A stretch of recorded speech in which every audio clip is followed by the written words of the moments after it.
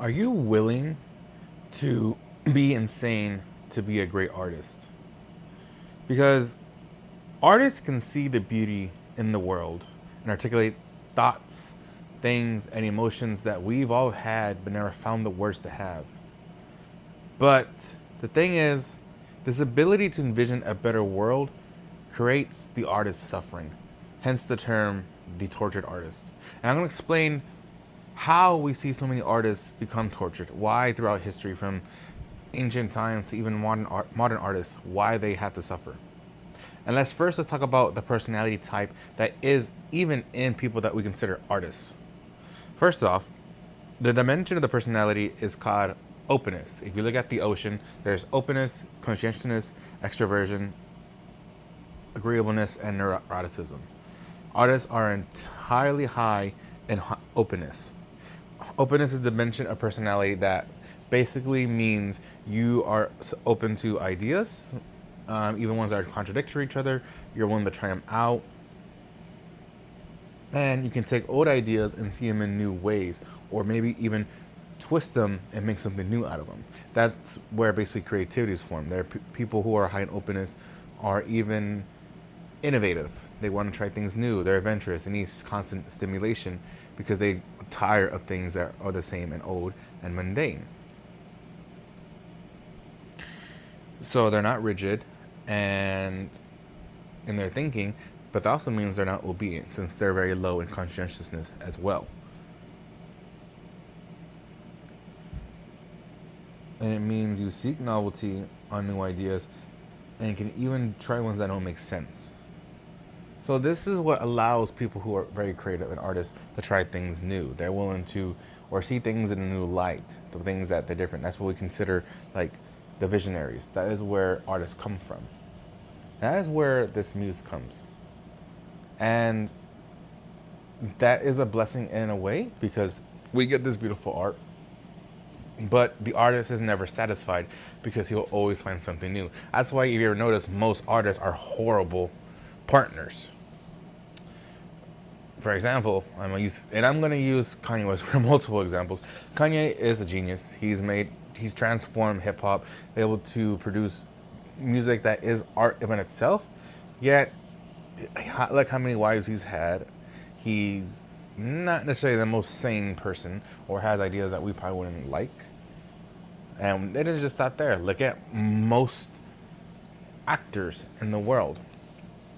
They're alcoholics or they OD. There's Leonardo DiCaprio, who likes women that are 21 years old. So these artists are they're very high in openness. So they need something new, something novel all the time. And that is what keeps them dissatisfied for the most part.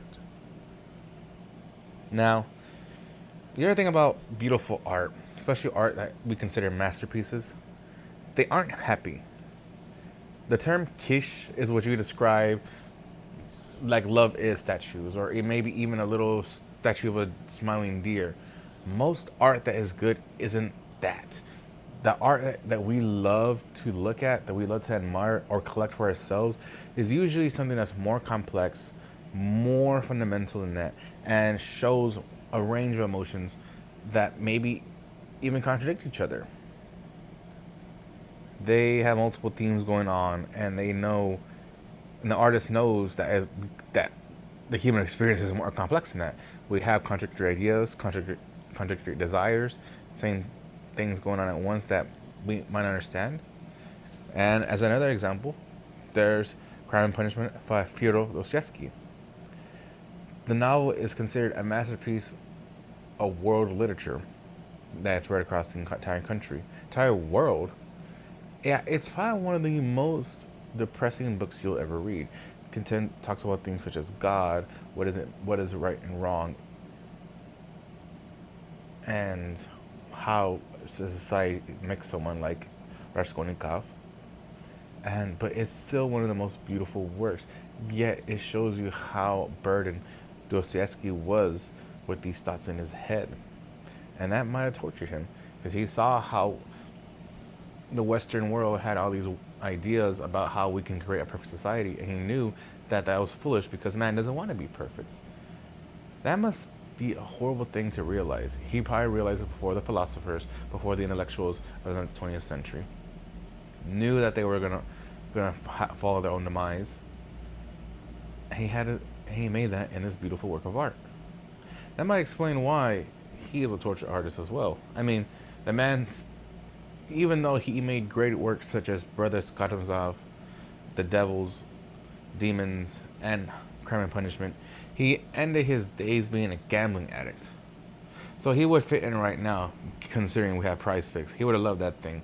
But he, despite knowing better than most people what is human nature, look at him. He died a freaking gambling degenerate. So, beautiful art isn't happy. And I feel like the people who create the art, that beautiful art, aren't as happy either. They're trying to find their own way to exist in this bleak world. And finally, the thing that makes beautiful art so great, and what makes artists so famous, is that the beautiful art, the ability to create beautiful art that articulates emotions and thoughts into words means it means you have a tenuous grasp on reality. Like I said, Kanye, the man is bipolar, and when he refuses to take his meds, he ends up on shows like Alex Jones wearing a gimp suit, saying things that maybe you shouldn't say if you're gonna be nationally wide. Obviously, he doesn't give a fuck, but that's because he has escape velocity. But I don't think your average Joe Blow who can make a masterpiece such as College Dropout could say that and get away with it. But that man is different, though. Kanye West has his genius, and I think it's a burden as much as it is a gift to him. And the same person, I feel like the same place that this music, all these beats come from, are the same place as also has a roommate that is known as his bipolar disorder, and that's just a reality he has to deal with, and we have to accept with artists. Another example is Vincent van Gogh. The man cut off his ear because of a mental breakdown. He had histories of psychiatric illnesses, insomnia, as well as being stressed out in life in general. And he still made beautiful art. And I think that's just the thing about artists. I think it's to be a good artist, you have to see the insanity in the world and put it into words, or put it into a painting and paint your pain for the world to see. That is a tortured artist. They have glimpses of a world that is better, or a world in its most ideal shape, and in the end, they're here with us in the dirt, seeing that the world as it is. And that is probably the hardest thing about being an artist, because you can see the true potential of human nature, what we can do at our greatest heights, and realize in the end, we are limited, we are capable of being the self-destructive, we're fragile, and eventually we're gonna die. And that is the hardest thing for an artist, because they feel and think things deeply more than the average person. And that is why the artist is always going to be tortured and starving for more. What do you think? Was there anybody else that gives better examples of this? Or what do you think it means to be a torture artist to yourself? I mean, I do stand-up comedy, and I know the world. And the thing is that I can laugh at my own pain, but I have to know it's still there. So, talk to you later. Take care.